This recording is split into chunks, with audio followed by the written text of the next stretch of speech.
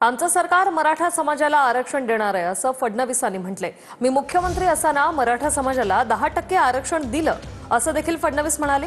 लोकशाही मार्गाने कोणी आंदोलन करत असेल तर मागण्या समजून घेऊ असंही त्यांनी म्हटलंय। सगळ्यांना आंदोलन करण्याचा अधिकार आहे।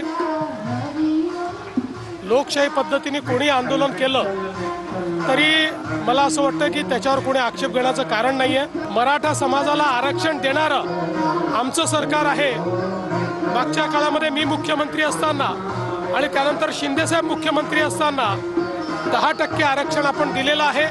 ते आरक्षण चाललेलं आहे।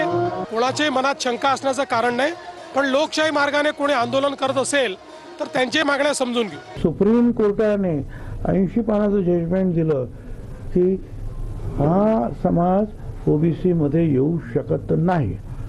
याच्या पलीकडे महाराष्ट्र सरकार जाऊ शकत नाही। आणि असा जर कोणी काही प्रयत्न करत असेल तर त्याला ओबीसी समाज सुद्धा जागृत आहे। तो सुद्धा जो आहे उठल्याशिवाय राहणार नाही। 10% आरक्षण दिलंय तरी सुद्धा हा आग्रह कशासाठी?